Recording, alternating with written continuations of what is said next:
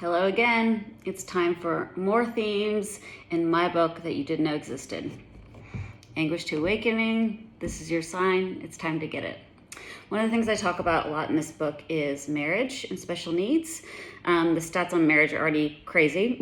It's hard to stay married the best of times. But if you have special needs in your family with your children, the statistics are it's really, really hard to stay together. It's just a lot of trauma, it's a lot of uncertainty, it's a lot of pain, it's a lot of fear. And we face that just like any couple did.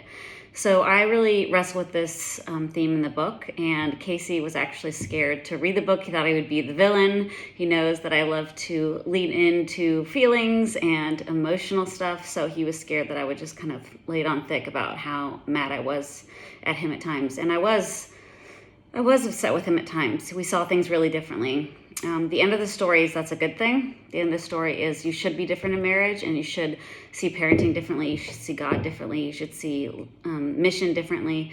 But in the moment, it's really, really hard. So I want to read you just a bit from the chapter entitled Casey Begins to Pray. Over time, we began to make more and more progress. We began to see Keller opening up. Words were becoming daily. He was hitting markers and milestones, and we had a new son on our hands. And then Casey began to pray. Casey decided it was time to pray that Keller would be healed from autism. I hated this prayer. It hurt my heart because it brought up those same feelings of dismissive religiosity. I felt like Casey wanted to skirt the pain and force Keller to be a good boy. I felt like Casey had a blind positivity that didn't account for the real pain and hardship we were in. I felt like it undermined who Keller really was. I hated this prayer. But Casey was determined. He even got Kieran in on the prayers, which only made it more exasperating. Now my perfect, joy-filled, and faith-filled daughter was praying with Casey for Keller to lose his diagnosis nightly. It was too much to bear. I felt angry, like I was the only one rooted in reality and digging in daily to make huge advancements in Keller's behavior and life.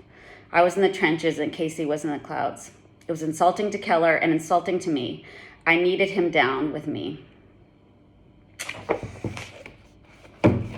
Real stuff, hard stuff.